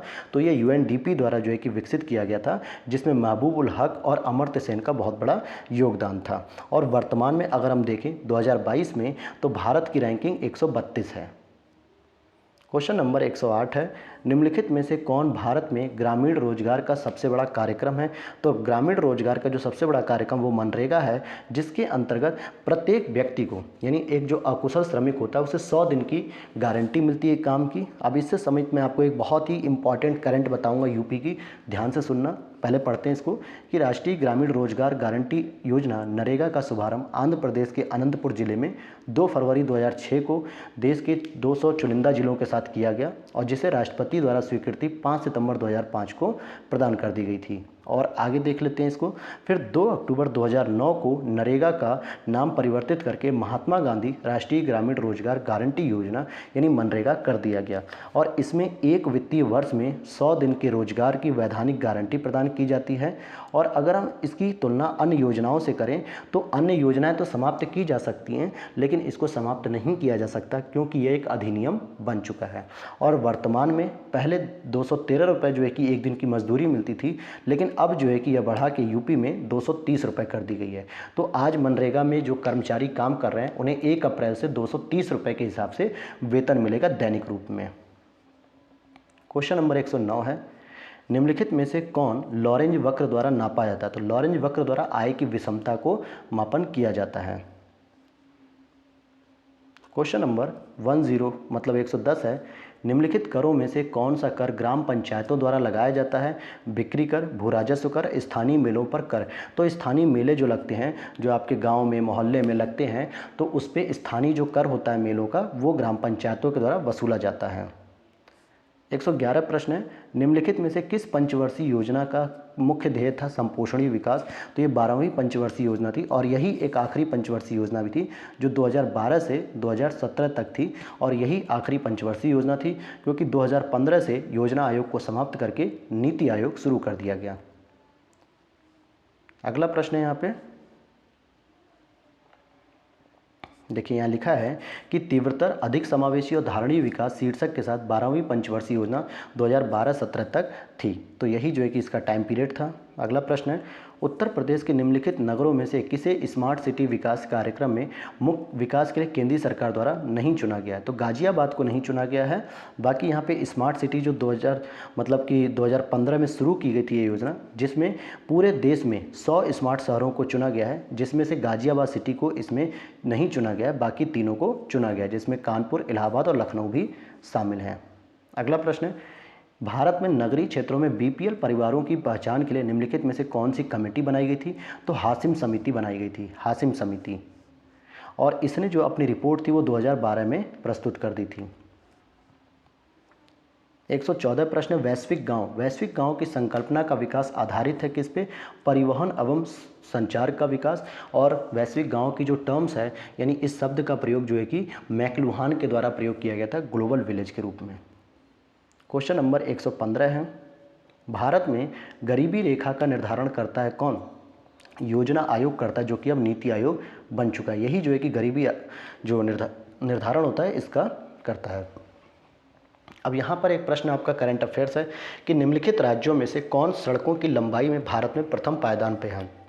दो ही राज्य होते हैं, या तो यूपी या तो एमपी, मतलब महाराष्ट्र। तो इनको आपको करंट अफेयर्स में देख लेना है कि 2022 तक सड़कों की लंबाई के क्रम में कौन सा भारत में पहला राज्य हो चुका है। अगला प्रश्न है यहाँ पर, भारत में प्रत्यक्ष कर कोड यानी कि डीटीसी जिसे हम कहते हैं डायरेक्ट टैक्स कोडिफिकेशन निम्नलिखित में से किससे संबंधित है? तो डायरेक्ट टैक्स जो है कि आयकर से संबंधित है। क्वेश्चन नंबर हमारा अब अगला आ रहा है, भारत सरकार द्वारा घोषित की गई ABC इंडेक्स निम्नलिखित में से किससे संबंधित है? तो ये स्वास्थ्य से संबंधित है, यानी achievement of babies and children index. यह सूचकांक बाल स्वास्थ्य से संबंधित 4 संकेतकों पर जो है कि आधारित है। इसमें 4 संकेतक कौन से हैं? पोषण, उत्तरजीविता, शिक्षा और टीकाकरण। अब यहाँ पे जनसंख्या और नगरीकरण से जो प्रश्न पूछे जाते थे उससे संबंधित प्रश्नों को हम सॉल्व करते हैं। निम्नलिखित में से देखिए, जो जनसंख्या के आंकड़े होंगे दोस्तों वो हमेशा एक ही जैसे होंगे, क्योंकि 2011 में जब जनगणना पब्लिश की गई थी तो 2020 तक तो सेम रहेगी। अब अगली जनगणना जब 2021 में होनी चाहिए थी, लेकिन कोरोना पीरियड की वजह से उसको डिले कर दिया गया, तो आई थिंक 2023 और इसके लास्ट तक ये आंकड़ा प्रस्तुत कर दिया जाएगा जनगणना का। तो देखते हैं हम लोग, निम्नलिखित राज्यों में से कौन आर्थिक दृष्टि से सबसे ऊपर है लेकिन लिंगानुपात के आधार पर सबसे नीचे है? तो भाई लिंगानुपात तो सबसे कम हरियाणा में है, और जबकि इकोनॉमिकली जो है कि बहुत संपन्न राज्य माना जाता है, तो यहाँ पे डी ऑप्शन यहाँ पर सही हो जाएगा। ठीक है, तो देखिए कितना होता है हरियाणा का लिंगानुपात? 879। कितना है? 879। क्वेश्चन नंबर नेक्स्ट है, राष्ट्रीय परिवार स्वास्थ्य सर्वेक्षण 2015-16 के अनुसार वर्तमान में भारत की कुल प्रजनन दर कितनी है? तो ये देखिए 2018 में 2.2 थी, लेकिन वर्तमान इंडिया की अगर हम बात करें तो वर्तमान में 2.2 से घट के कितनी हो गई? 2.0 हो गई है। और जबकि यूपी की जो है वो 2.4 है। कितनी है? 2.4। ये यूपी की फर्टिलिटी रेट है, और जबकि इंडिया की फर्टिलिटी रेट 2.0 हो गई है। तो ये आपको करंट अपडेट्स रखनी होगी। अगला प्रश्न है, 2011 की जनगणना के अनुसार निम्नलिखित राज्यों में किसमें ग्रामीण और शहरी दोनों क्षेत्रों में शिशु लिंगानुपात न्यूनतम है? तो वो भी हरियाणा ही इसका सही आंसर हो जाएगा। अब यहाँ पे ये लिंगानुपात यूपी का है, यूपी याद रख लीजिएगा कि टोटल लिंगानुपात कितना है? 902, जिसमें 906 शहरी और 885 ग्रामीण है। अगला प्रश्न है, 2011 की जनगणना के अनुसार निम्नलिखित राज्यों में से किसकी ग्रामीण जनसंख्या सर्वाधिक है? तो पूरे भारत में सबसे अधिक ग्रामीण जनसंख्या उत्तर प्रदेश में पाई जाती है। और अगला प्रश्न है, विश्व जनसंख्या दिवस कब मनाया जाता है? तो 11 जुलाई को जो है कि विश्व जनसंख्या दिवस मनाया जाता है।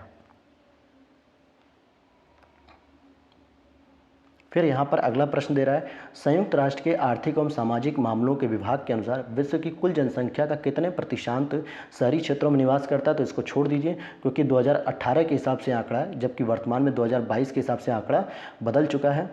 तो हम लोग इसको देख लेते हैं। अब यहाँ पे राज्य विशेष पूछा जा रहा है, यानी उत्तर प्रदेश से स्पेशल जो प्रश्न है वो उसकी बात करते हैं। उत्तर प्रदेश में पूर्वांचल एक्सप्रेसवे निम्नलिखित में से किस नगर से नहीं गुजरेगा? तो आपके बस्ती से नहीं गुजरेगा, जबकि फैजाबाद, आजमगढ़ और मऊ से होकर गुजरेगा, और टोटल ये 11 जिलों से शायद होकर जाता है। हालांकि 14 जुलाई 2018 को प्रधानमंत्री नरेंद्र मोदी ने उत्तर प्रदेश के आजमगढ़ के ग्राम मंदूरी में पूर्वांचल एक्सप्रेसवे के निर्माण कार्य का शिलान्यास किया, और यह लखनऊ से प्रारंभ होकर बाराबंकी, अमेठी, सुल्तानपुर, फैजाबाद, अंबेडकर, आजमगढ़ और मऊ होते हुए गाजीपुर तक जाएगा, और ये टोटल 9 जिलों से होकर जाता है। अगला प्रश्न है यहाँ पे, उत्तर प्रदेश की निम्नलिखित नदियों में से कौन सी पर्यावरणीय प्रदूषण के कारण जैविक आपदा घोषित की गई थी? तो यमुना और गोमती दोनों को ही घोषित किया गया था। 2011 की जनगणना के अनुसार उत्तर प्रदेश के निम्नलिखित जनपदों में से किसमें महिला साक्षरता दर सबसे कम है? तो सबसे कम जो है कि चाहे वो पुरुष साक्षरता दर हो, चाहे महिला साक्षरता दर हो, चाहे टोटल साक्षरता दर हो, सबसे कम आपके श्रावस्ती में ही है। तो ये तीनों ही याद रख लेना कि टोटल भी साक्षरता दर सबसे कम श्रावस्ती में ही है।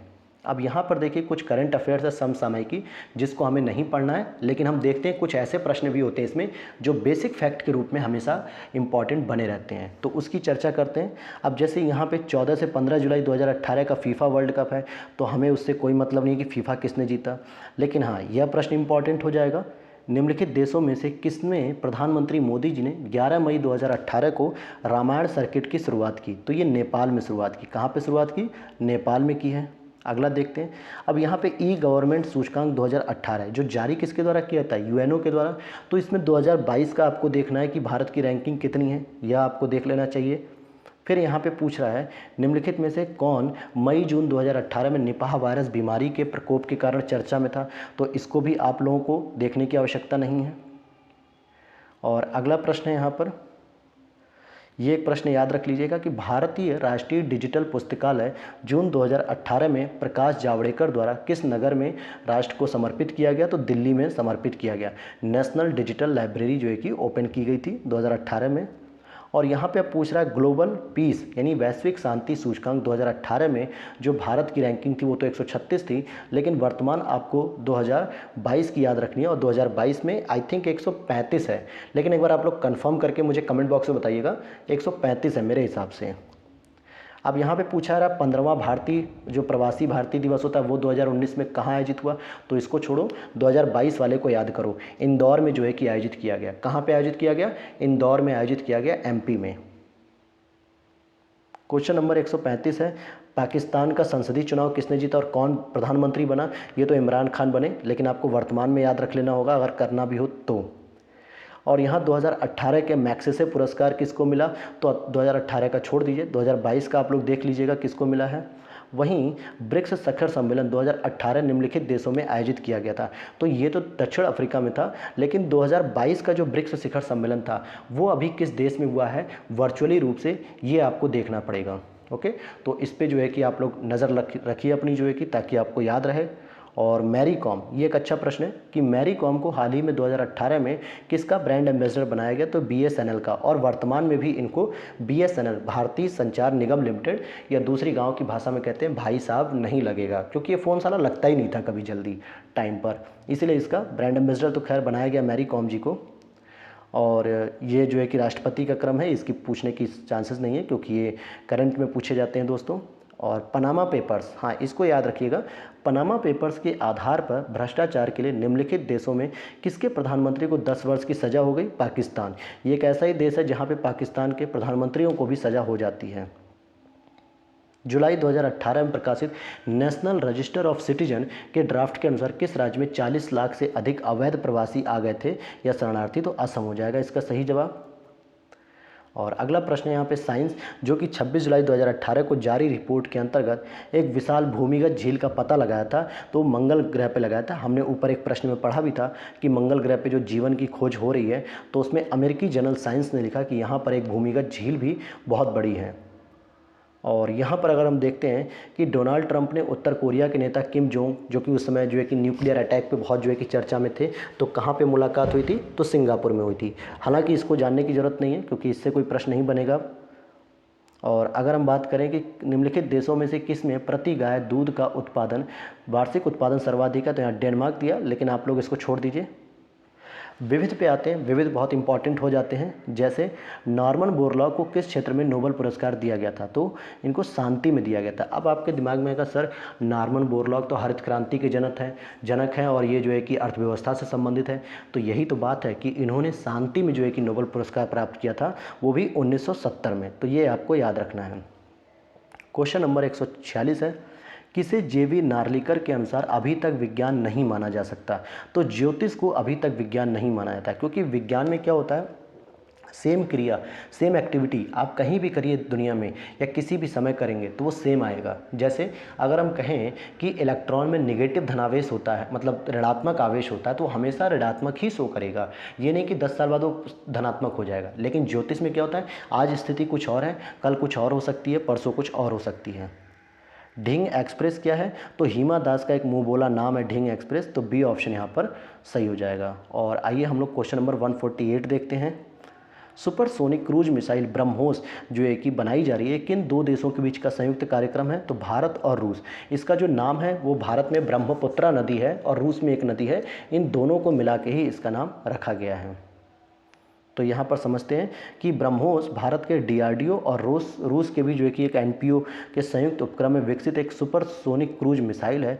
ब्रह्मोस का जो नाम है भारत की ब्रह्मपुत्रा और रूस की मस्कवा नदी के नाम पर रखा गया है। अगला प्रश्न है a brief history of time. Brief history of time ये स्टीफन हॉकिंस जी की जो है कि पुस्तक है और इनका तो अभी निधन भी हो गया है, तो इनसे संबंधित प्रश्न फिर से बनाए जा सकते हैं। और अगला प्रश्न है last, the accidental prime minister, ये पुस्तक किसकी है, और यह पुस्तक संजय बारू जी के द्वारा लिखी गई, द एक्सीडेंटल प्राइम मिनिस्टर। तो दोस्तों ये तो थी आपकी जो है कि 2018 की पूरी कंप्लीट सीरीज़, और अब हम लोग जो है कि पढ़ेंगे 2017 की कंप्लीट सीरीज को। देख लेते हैं यहाँ पे। चलिए 2017 का कम से कम प्रिंट बहुत अच्छा है, तो इसमें आपको दिक्कत